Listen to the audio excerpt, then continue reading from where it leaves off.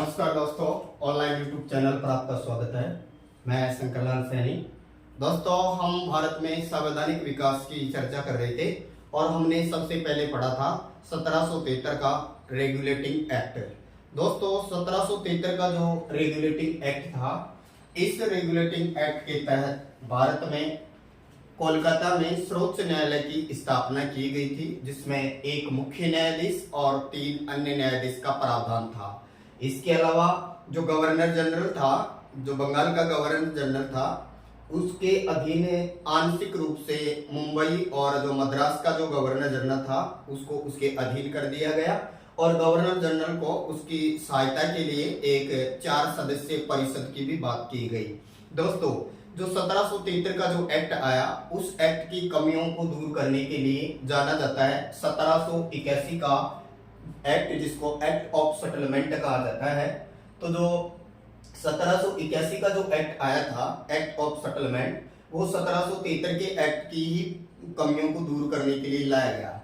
इसके बाद में फिर 1783 में एक और एक्ट लाया जाना था, जिसको नाम दिया गया था प्रोक्स एक्ट। प्रोक्स एक्ट।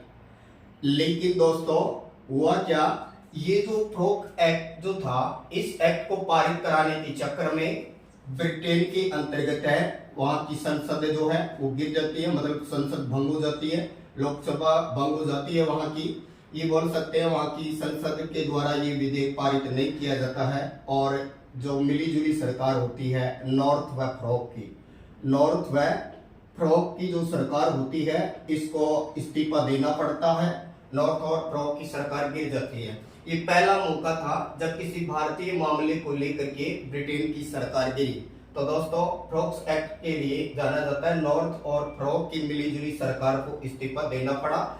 इसके बाद में फिर बना ब्रिटेन का प्रधानमंत्री, जिनका नाम मिलता है पिट या लॉर्ड पिट। जब लॉर्ड पिट ब्रिटेन का प्रधानमंत्री बना तो इनके द्वारा ये 1784 में विधेयक पारित किया गया, मतलब एक्ट को पारित करवाया गया। इसलिए इस पिट के कारण इस एक्ट का ही नाम दिया जाता है पिट्स इंडिया एक्ट। तो याद रखिए, ब्रिटेन का जो प्रधानमंत्री पिट था, उसके समय ये पारित हुआ था, इसलिए इसको नाम दिया पिट्स इंडिया एक्ट। अब दोस्तों, इस पिट्स इंडिया एक्ट में क्या प्रावधान किए गए, तो सबसे पहले तो हम बात करें कि जो ईस्ट इंडिया जो कंपनी थी, ईस्ट इंडिया कंपनी में जो कोर्ट ऑफ डायरेक्टर्स थे, कोर्ट ऑफ डायरेक्टर्स, ये जो कोर्ट ऑफ डायरेक्टर्स थे, जिनकी संख्या कितनी थी, 24। दोस्तों, पहले यही कंपनी के सारे कार्यों की देखरेख करते थे। मतलब इस 84 के एक्ट में क्या हुआ, ईस्ट इंडिया कंपनी के व्यापारिक जो कार्य थे, व्यापारिक कार्यों को अलग किया गया और इसके राजनीतिक कार्यों को अलग किया गया। तो दोस्तों, ईस्ट इंडिया कंपनी के कार्यों को राजनीतिक कार्यों में और व्यापारिक कार्यों में बांटा गया था। ये 1784 का ही एक्ट था।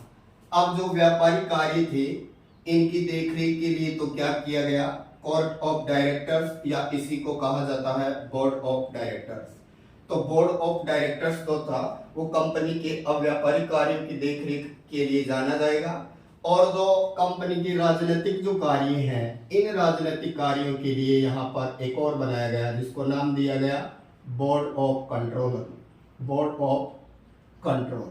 तो बोर्ड ऑफ कंट्रोल, अब बोर्ड ऑफ कंट्रोल को ही कहा जाता है नियंत्रण मंडल।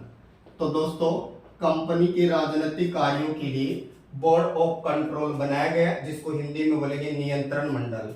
जबकि व्यापारिक कार्यों के लिए बोर्ड ऑफ डायरेक्टर्स या कोर्ट ऑफ डायरेक्टर्स को जाना गया, जिसको हिंदी में बोलते हैं निदेशक मंडल।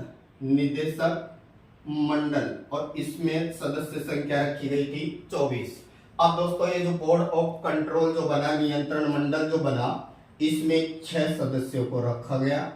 इन 6 सदस्यों में से अगर हम बात करें तो बोर्ड ऑफ कंट्रोल में जो 6 सदस्य थे, इनमें से 4 सदस्य तो जो ब्रिटेन का जो राजा था, इस राजा के द्वारा मनोनीत थे, यानी राजा की तरफ से थे।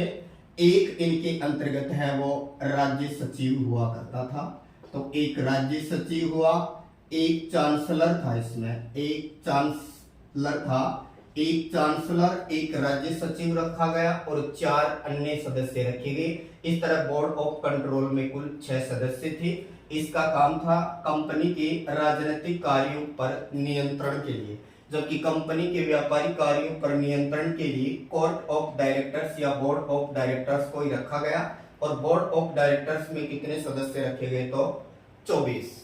अब दोस्तों इसके अलावा और क्या चेंजिंग हुआ इस एक्ट के तहत?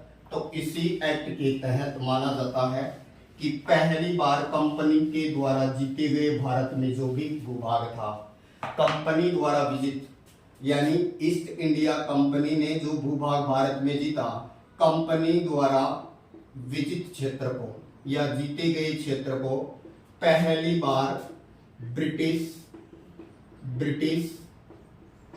इंडिया का पार्ट बताया गया। यानी पहली बार ये कहें कि कंपनी द्वारा जीते गए क्षेत्र को ब्रिटिश इंडिया का नाम दिया गया। मतलब ब्रिटेन की संसद ने भारतीय भूभाग पर अपना स्वयं का दावा किया। बेशक वो कंपनी के थ्रू था, लेकिन उस भारतीय भूभाग को अब ब्रिटिश भारत कहा जाने लगा। ये पहली बार हुआ। दूसरा और क्या हुआ? जो गवर्नर जनरल था दोस्तों, जो गवर्नर जनरल जो था, जो बंगाल का गवर्नर जनरल था, इसकी सहायता के लिए 4 सदस्य बनाए गए थे। मतलब 4 सदस्यों की एक परिषद हुआ करती थी। मतलब एक गवर्नर जनरल होता था और उसमें 4 अन्य क्या होते थे? सदस्य होते थे। लेकिन फिर इंडिया एक्ट में क्या किया? ये जो 4 सदस्य थे इनकी संख्या घटा दी और इनकी जगह कितने सदस्य कर दिए? 3 सदस्य। तो गवर्नर जनरल की जो कार्यकारी परिषद थी उसमें 4 सदस्यों की जगह कितने कर दिए? 3 सदस्य। और दोस्तों इनमें से, इन 3 सदस्यों में से जो एक सदस्य हुआ करता था, एक सदस्य जो हुआ करता था, ये कमांडर इन चीफ हुआ करता था। मतलब सेना प्रमुख जिसको बोल सकते हैं हम, राजा की तरफ का सेना प्रमुख हुआ करता था एक व्यक्ति। और इस तरह से गवर्नर जनरल की कार्यकारी परिषद में अब कितने सदस्य हो गए? 3 सदस्य। दोस्तों और क्या किया गया? गवर्नर जनरल को यहाँ पर उसके अधिकारों में भी वृद्धि की गई।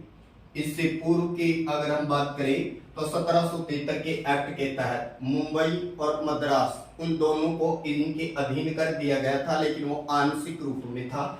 अब यहाँ पर गवर्नर जनरल के अधीन कौन से गवर्नर जनरल को कर दिया गया? तो मुंबई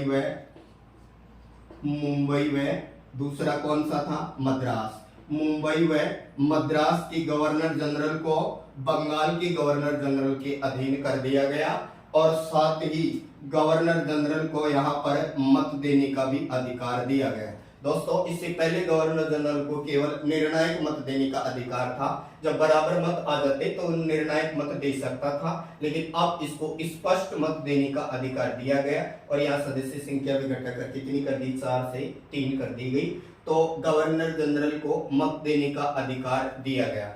और दोस्तों एक और एक्स्ट्रा याद रखिएगा, मुंबई और मद्रास की गवर्नर जनरल को इस बंगाल के गवर्नर जनरल के अधीन कर दिया।